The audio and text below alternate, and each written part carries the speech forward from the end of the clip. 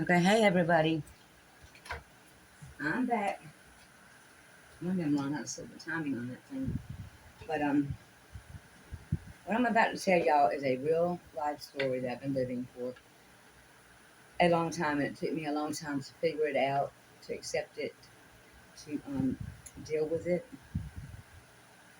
and find forgiveness to the ones that did this to me. So I am a coal miner's granddaughter. My grandfather was King Blakely, Nanny Blakely out of Williamsburg, Kentucky, and my mother and father was Charles Franklin Dodson, Joan Blakely Dodson. And they were killed in a car accident, terribly horrible car accident in Shelby, Ohio on June 14th, 1970.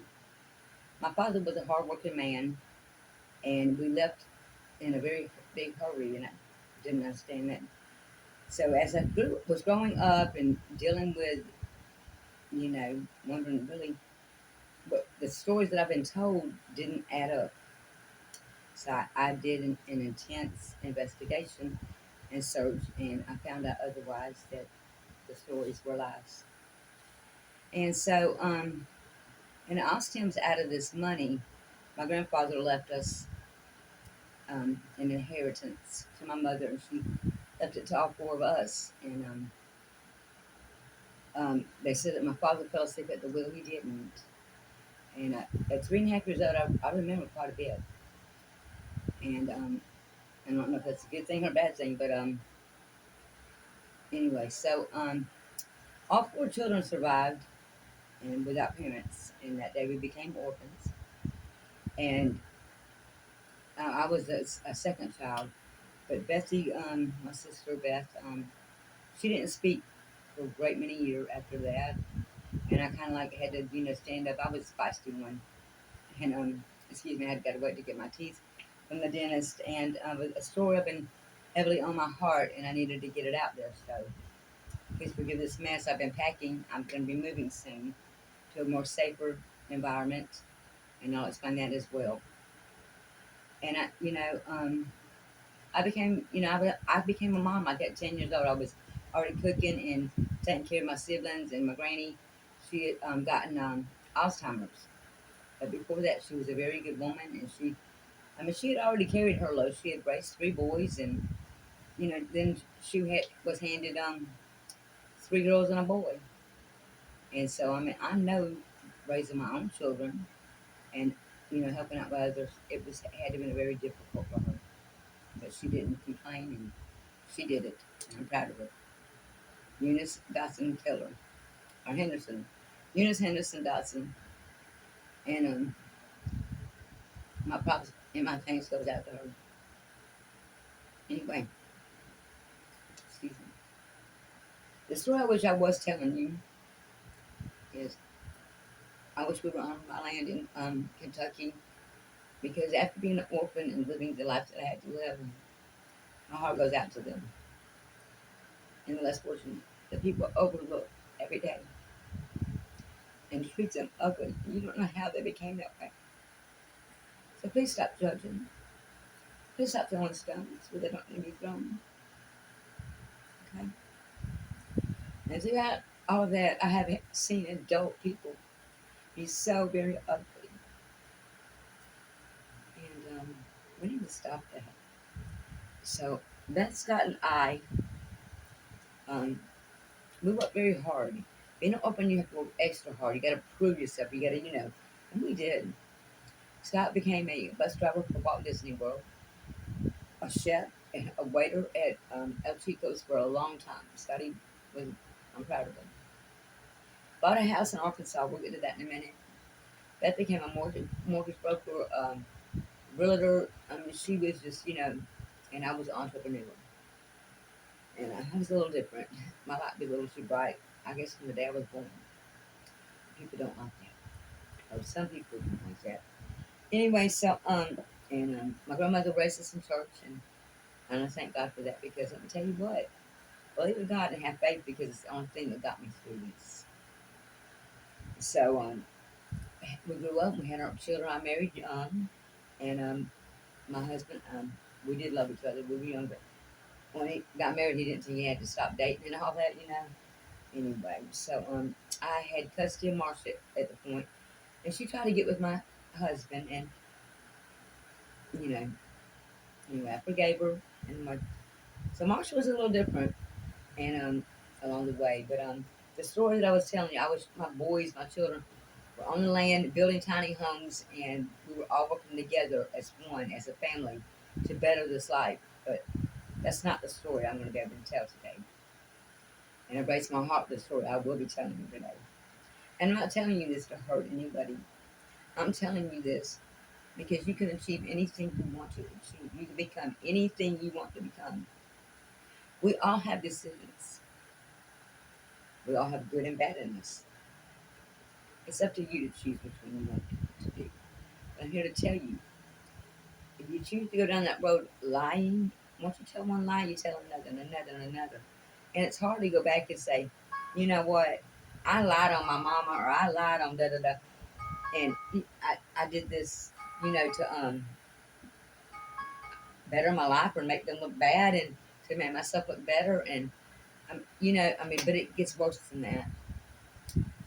As a single mother, which I was for a long time, I made mistakes. Sure, I did.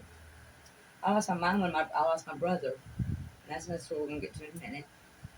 And, I went out there for a minute.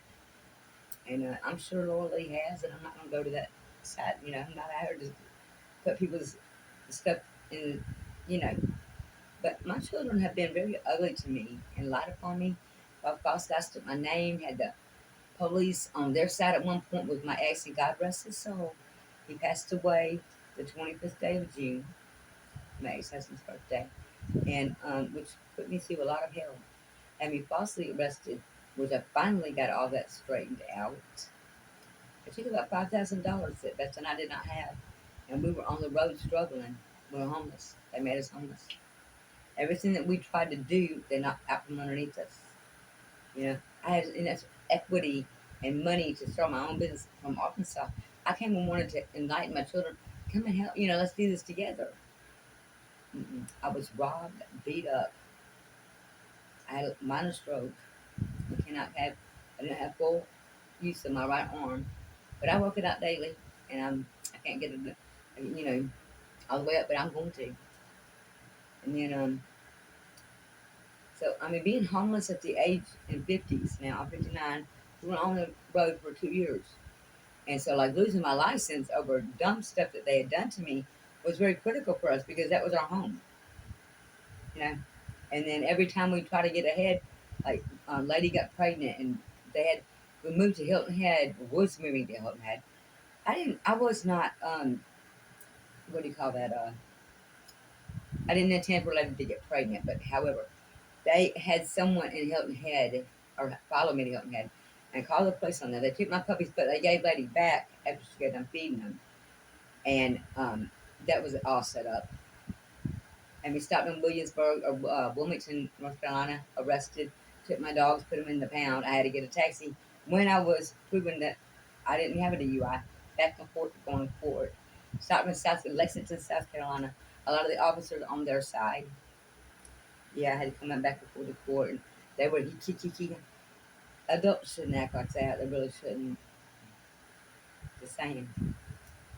Um, you know, when you take an oath to be an officer. You're supposed to protect and serve. They'd have people come in and, woo me, and just a distraction is what they basically were. To, so I couldn't do this. Weeks at a time, I would be in the bed depressed, crying, and getting over hurt after hurt after hurt, deception, manipulation. Um, Scott had a house in Arkansas, and before he died, he went and talked to Marshall for the last 5 years of his life. But she knew. I don't know if she. Anyway, he was told that if you don't sell this home to me, I will burn you up inside of it. Well, Scott went to work later in Little Rock. He worked at a video store. Well, two guys came in and beat him next to death. He was in ICU in Little Rock until they got in touch with me, and I went and got my brother. The next 7 years of his life he was pretty much crippled, and I took care of him, and I do it every day again. Take care of my sister Beth. Kind of that's a story we're gonna get to in a minute. But now, and Scotty had a heart of gold. She had to do something horribly wrong, and not to talk to her. I mean, literally, never talk to her again. So that makes me think. Well, as her putting all this together, it was mom and daddy was really daddy didn't fall asleep in this world. Was he chased off the road over this money? I mean, I can't. Scott. I mean, and then a little Paige Autumn White out of well, she lived in South Carolina for a great deal of a year. My ex-husband and I had custody of her and her brother for 2 years, but we gave the custody back to Marsha and Jeff. And Jeff remarried, and Marsha didn't have any custody of him for a long time, and I see why. But however, Jeff passed away, and so did his ex-wife. And Paige was older, so she had something to do with the biological mother, and I bet today she wishes she hadn't. And I can tell you things that Marsha's done to me about to tell you, so I know this is true. Okay, now Paige was killed, murdered, brutally murdered in Hot Springs, Arkansas, and cut up into a million pieces. And some lady found her ankle, I guess, and it had a tattoo on it. They said it was Paige, but there was never nobody to identify. So I feel in my heart she's gone. But that same week that this happened to Paige, Marsha's boyfriend, Roland Hood, almost severed his thumb off his hand. Said he was um, making a loft for Marsha at the house in Deland, Arkansas. They don't have a two-story. Now, and a week later, Marsha was at the fun park over in Hot Springs, the water park. Got living it up. And I am crying my eyes out. And it still affects me a great deal. And I never will get over it. So Beth decided to go back to Arkansas without I'd get her settled and she'd go back. I'd get her settled and she'd go back. So,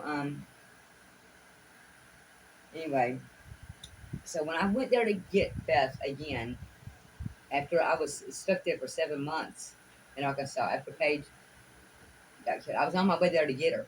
But I was fixing my truck and making sure that everything was right because we were going to go to Mobile, Alabama and start a new business to get away from my children because one of them talks to me ugly. One tried to murder me a couple times, poisoned that wasn't enough, so beat me up next to death. And Laura Lee had me beat up and beat me up as well. But my children did not normally used to act like this. Why? Well, I'll tell you why. In 2017, I came here and looked up, my inheritance and the money that should have came to me. Well, I went over and told Greg and Laura, look, look, look, look. You know, after about 6 months later, they were acting all different. I mean, and then a year later, 2 years later, Paige got killed. All this is adding up. That I don't talk to myself. They have nothing to do with me. They act like I am, other than Skylar, But I hope he changes one day. But I tell that damn stay away from all of them. They lied upon me. They gossip. I mean, everyone in town. The thing is, oh my goodness, I've never seen one people act like this, and I hope to God I never do again. But I'm about to move, and I'm going to start my YouTube channel again, a podcast, and it's going to be a healing channel. And it's going to be happening 3 days a week or 4 days a week. And lots of arts and crafts, as you can see behind me. I've been making jewelry. Um, this week it's been seashells, and I've kept myself busy throughout all this. And so in the way I kept saying in my faith and believing God that, and I kept Bessie as strong as I could keep, Bessie, it's going to be okay. When all this happened, I filed the right paperwork. They just dropped it, dropped it, dropped it. Why? I came back and filed it again. Dropped it, dropped it, dropped it.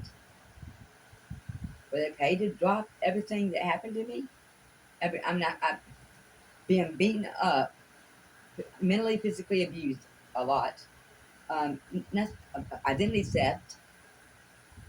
I mean, they dropped all of that. Overlooked it. Swept it underneath the rug like it didn't happen. So I said, Beth, the law, they're going to give our money back to me and we're going to be okay. We'll have a good place to live. No, we were homeless for 2 years. It was awful. Can you imagine the heat and the winters that we went through? It was horrible. But we had each other. And so Where was I at? So when I got back, when I went back, and I said I'd never go back to Arkansas. That 7 months I was stranded, and I didn't get to leave with my truck and my trailer and all of my belongings that brand new that were going to go to Mobile, Alabama. From I didn't get to leave there with that. They told me a lot that shut my mouth or I'd be in Arkansas River by midnight, and I believed it. And I was very grateful, and I'm very grateful to be alive to tell you the story. And I hope that God shall never have to go through it. But this is real life events, and I mean, it took me years to be able to tell this story and to accept what my children and my sister and others today co-hosts were there. They people told stories of people that so they I'd be alone, no one would love me, and that happened. It's true. Oh, you know what? I know it's not true. I'm a wonderful person, and I don't know why over the money, jealousy, because I've been able to get over anything like articles as an adult after not be after being an orphan. I used to sing my sisters to sleep, and I mean, I'm strong, strong woman. I'm not going to leave here until God wants me to leave here. So stop trying to make me want to unalive myself, and stop trying to unalive me, okay? Because I'm not going anywhere. I'm going to sit here or wherever I'm going, and I am going to try to save everybody from hell. The little children, everybody from hell that I can. That's what I'm going to do. So stop. You're not going to win. Everything that you try to do to me, y'all are going through it right now. So it's going to continue until you really tell the truth. Stop doing it. Confess it to God. I already know what you're doing. I've already forgiven you. But stop. It hurts me to see y'all going through the hell that you're going through. Okay? It's called karma. Anyway, so Beth, I went to get her, and she was bent over. She was looked like they was poisoning her. She was not in good shape, and I got pictures back. All this up. Okay. So I get her over to. I'm renting a house over in Prescott, Arkansas. The car got burnt to the ground. They stole the Jeep. I mean, everything. I mean, we went through hell, y'all. But so we leave there, and we went to North Carolina. We was getting Bessie was signed up. She was getting her apartment in a week. She gets in touch with Trevor. They put her on a bus, y'all. Sent her back to Arkansas. A police calls me. It was June 18th, 15th, something like that, and asked me, do I know where my sister's at? I said, yes, she's in North Carolina at the hospital. No, ma'am, she's not. I said, well, then where's she at? And he said, well, she's on a bus back to Little Rock, Arkansas. After I informed the hospital of the danger that she's in Arkansas, she goes back there, okay? And they highly didn't listen to me, okay? So she didn't make it 3 weeks there. She went to Trevor's. Trevor couldn't deal with her more than 4 days. Took her to a hospital. Okay, from there she got out. And Beth is never alone. Either she's with Trevor or Marshall when she's there. And Marshall couldn't be nowhere to be found. And and then I got a call the 22nd day of June last year, and said that Beth had gone down a flight of stairs. And Marshall was with her. I know she was, and I will prove this. But anyway, Marshall was nowhere to be found for 2 weeks. Okay, like right after Paige got killed, Marshall would not answer that phone at all. That was another thing. And Marshall had her phone. Why did she have Paige's phone? Says she ain't seen Paige in 2 weeks. So, and the police knows all this. They ain't doing nothing about it. So, um, so Marcia finally calls Tammy. I don't know. I've been in the hospital. No, I checked. She wasn't in the hospital. And she said she was robbed, and they took her shoestrings and her purse and put dope on her. She got arrested for dope. And I mean, she depleted Paige. Paige was a good girl, a mother, a very good mother. Two jobs, had a good car. Marcia depleted. She is able to do that. She can take a preacher man, y'all, and have him leave his wife by noon and have a baby, get pregnant by 5 o'clock. Okay? That's how good she is, or bad she is. So anyway, Beth went, rushed back to the hospital. She's in ER, had to have surgery to her head. I finally got to Arkansas, and I went in to visit my sister. I was in there maybe 2 minutes. I was filthy, and the dog was filthy, was hot. And so I said a prayer with my sister Beth. I said, Betsy, I know that it's been a long road. And if you want to go to the other side, baby, I understand you. But if you don't, I will be here when you come out of a coma. I left the room and they ushered me straight to the door for no reason. And he told me if I come back on the property, I'd be arrested. For what? Okay. She'd already come off the ventilator herself. Okay. She's still on the feeding tube. 24 hours later, Missy, Trevor's wife, calls me and says, Beth's out of a coma. I said, hallelujah. She said, but Aunt Tammy, Trevor's going to go ahead and pull the plug. What do you mean? I thought when you come out of a coma, they give you at least 2 weeks to see what you can do. No, Trevor pulled the plug. I can't believe the hospital even let him do that. Within 48 hours, 24 hours after she came out of a coma. I don't understand that. Insurance policy. All of this has to do with jealousy, greed, and money. Okay? God, don't let this happen to your family. Okay? You only get one mama and one daddy. Love them and cherish them. Love your children and cherish them. Like my children tell me, I had the worst all for mama. No. My children were spoiled rotten. Most of the time they lived on the lake with a pool, a trampoline. I mean, anything they wanted. My problem was I couldn't grounding. I was not consistent. Okay, that was my problem. You know, and y'all, we got to be. This is not what God intended. This is not the world that we're supposed to be. We're supposed to be a family, help one another, not try to make the other one or kill it or the other one and make them want to kill itself because you make their life so horribly bad. Y'all stop it. But anyway, I'm getting to leave here soon. I didn't get my surgery. I'm going to get it when I get to where I'm going. And I need those prayers. And when I get there and get set up, we're going to start this podcast and make a better life, a brighter future. And I have forgiven my family, but I'm going to get the hell away from them. So they still, you know. But anyway. And you know what? When you hear false gossip, don't just do your research. Do your research. Because everything you're hearing is not correct.